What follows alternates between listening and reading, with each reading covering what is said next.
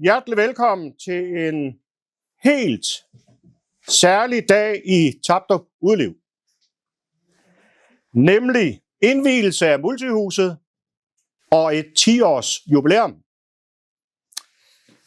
Bestyrelsen har efter 3 års arbejde for og med et multihus glædet os til indvielsen. Og ja, så er det også 10 år siden det hele begyndte. Birgit har været og er formand for TUT. Men det er jo sådan, at formanden har ret til at delegere. Og det mærker bestyrelsen. Vi lægger ofte vandret, og i dag må I tage til takke med tale fra næstformanden. Bestyrelsen har 2 fortællinger. En kort med et langt forløb, og en lang med et kort forløb. Den korte fortælling er etableringen af multihuset. Selvom det har taget 3 lange år. Den lange fortælling er 10 års jubilæet, som i dag blandt andet markeres med 10 timers tennis fra klokken 10:30 til klokken 9:30 om vejret ved det. De 2 fortællinger indeholder en stor og særlig tak til fonde, puljer, sponsorer. Og det er jo ikke bare nu multihuset vi sidder i, men det er igennem alle årene. Kommune, samarbejdspartnere, Viborg Idrætsråd, vort lokalsamfund, såsom borgere, håndværkere og virksomheder, og så er det vores medlemmer, herunder mange frivillige tutter. Så når nu vi siger de her ord i dag, så er det faktisk, I skal lige have den der tak med hele vejen i talen her. Det mener vi. Den korte fortælling, det var jo multihuset. Trods projektet har taget 3 år, med mange udfordringer for os frivillige, så har bestyrelsen været vedholdende og står i dag med et fantastisk resultat. Endelig et rigtigt toilet, handicapvenligt og med puslebord, et redskabsrum, stort, et stort madpakkehus, gangsti med lys, nye bakker på den gamle sportsplads. Og ganske unikt for projektet, beklædningsbrædderne især rundt om, overalt, har Niels og Mette doneret fra egen skov. Tømmerelever fra Møgentek har bygget. Lokale håndværkere har vi brugt. Fliser har Anne Mette doneret. Og frivillige tutter har leveret i hundredvis af timer, ofte støttet af Claus Provst. Den lange fortælling med et kort forløb, den kommer nu. Det er 10-året for Tapdrup Udeliv. Og kort fordi, at 10 år jo er kort tid i forhold til resten af Forenings Danmark. Og det hele er faktisk Birgits skyld. Som sammen med Jens Søndergaard, der også er her i dag, og andre ildsjæle i Tapdrup, har jeg fået at vide, drikker tæt i forbindelse med en fællesspisning. Og her får ideen om en tennisbane, og det er 12 år siden, at det sker, eller det skete.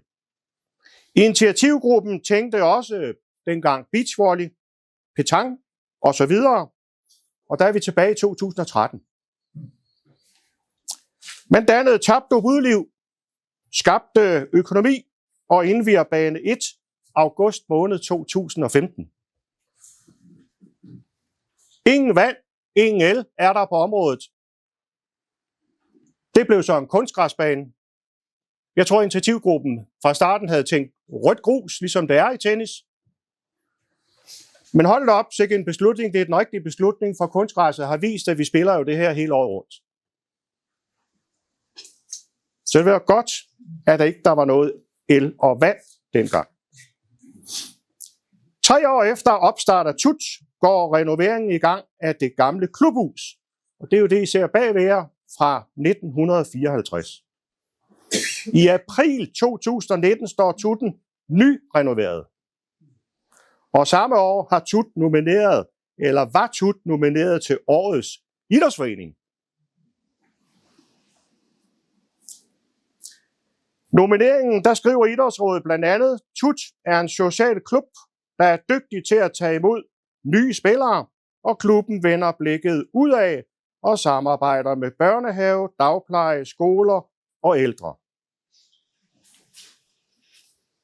I de første år fra 2015 skabes også klubbens hjemmeside som en samt en levende Facebook-gruppe, der jo kommunikerer, og det gør den stadigvæk i dag, vedrørende aktiviteter til vores, kan man sige, medlemmer.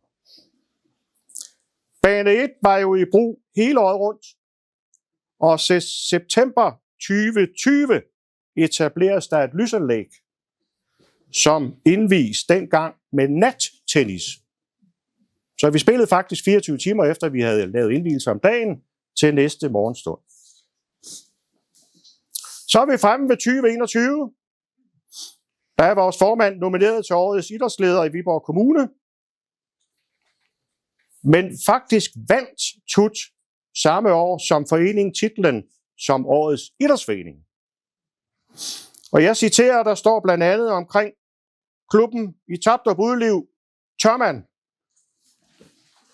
at gå egne veje og udfordre tennis-traditionerne.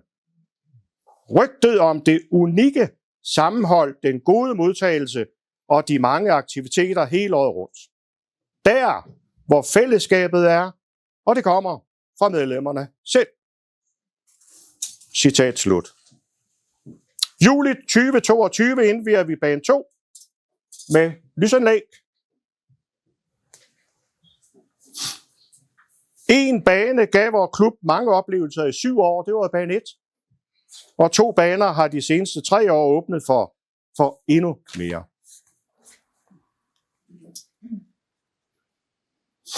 10 år efter det hele begyndte, 25. oktober 2025, det er jo i dag, der indvier vi faciliteter, som skal understøtte de mange aktiviteter i og omkring tennissporten i TUT. Og så måske en lille melding fra bestyrelsen. Frygt ikke den dag, hvor tennissporten bliver for krævende i forhold til krop og alder for os, der er her i dag. Vi er jo små 120, der er her i dag, og masser af os er godt op i alderen, er der mange, der påstår. Bestyrelsen har faktisk besluttet at etablere 24 huller på de grønne arealer rundt om alle vores faciliteter denne vinter, og udbyder golf og fortsat fællesskab i TUT til foråret. Det gør vi for at fastholde alle os, der en dag bliver der, hvor ikke vi kan løbe efter tennisbolden, så kan vi lave noget andet, men det kan også være, at det kunne friste andre her i lokalsamfundet at spille golf. Tak for jer i de første 10 år. TUT-bestyrelsen sætter stor pris på opbakning og vores skønne fællesskab. Og så har vi jo inviteret til kaffebord, og mange af jer har fået kaffe, men der er jo mere kaffe, og der er mere brød, så I skal være velkomne. Tak fordi I kom. Velkommen. Jeg har lov at forstyrre jer en lille bitte smule også. Sådan lige midt i den ene bid til den næste bid af rundstykkerne. Ja. Det var dejligt, tak. Jeg skal nok råbe højere eller lavere. Ja, Birgit, jeg kunne høre, at du har fået skyld for meget, men når det er så fantastiske faciliteter og så fantastiske forhold, du har fået skyld for her i Tapdrup, så vil jeg bare sige, så er det ikke så ringe da.